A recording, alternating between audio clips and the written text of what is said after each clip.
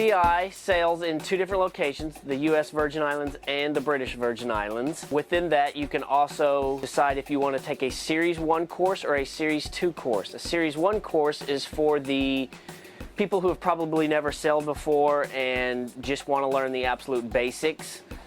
And the Series 2 is going to be if you've probably taken some ASA courses previously and you want a little bit more of an advanced curriculum. We are teaching sailing, but we also understand people are down here in the Virgin Islands where there are beaches and the water's pretty and the snorkeling's good. So we want people to enjoy that side as well. So we'll sail for maybe 4 or 5 hours a day. Try to wrap that up by early to mid-afternoon, and then that gives students time to swim or visit the beach or maybe go explore some sites on the island somewhere. We want them to learn something, but it's also a vacation at the same time. If you're trying to choose between the US Virgin Islands or the British Virgin Islands, I would say the US Virgin Islands is going to be for people who like that connection with nature.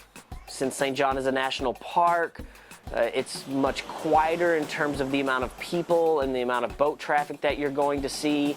You'll have beaches and bays completely to yourself in the US Virgin Islands. If you don't have a passport, the US Virgin Islands is going to be a great option for you.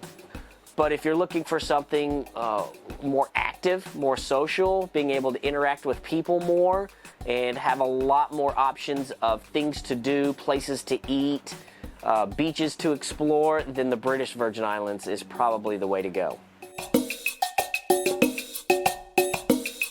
BVI was Series 1.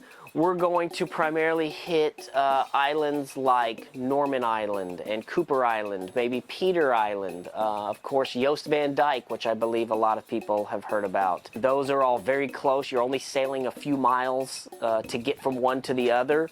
We stay very close to land, so we can be in that calmer water and just focus on the skills and the fundamentals for that Series 1.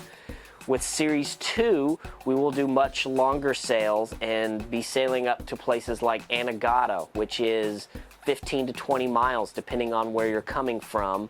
That gives you really good open water experience. You start to feel like you're out in the open ocean doing that sail, which is what we're really trying to expose students to in that Series 2.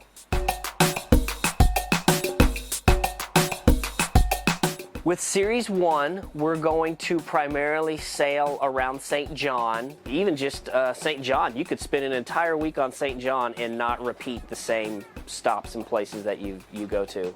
We're going to go to a different bay every day.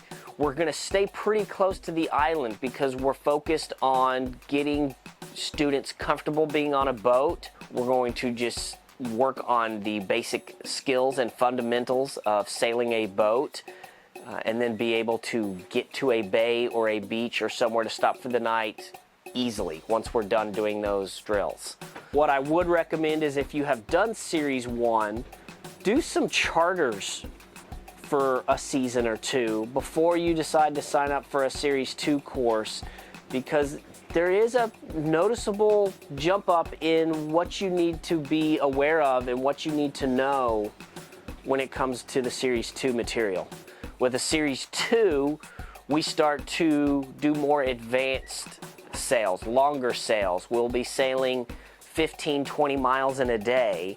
We will also sail at nighttime. So we tend to sail to places like St. Croix or Culebra in the Spanish Virgin Islands because those are further away from St. Thomas and St. John, and it gives you a chance to really practice those advanced skills out in the open water.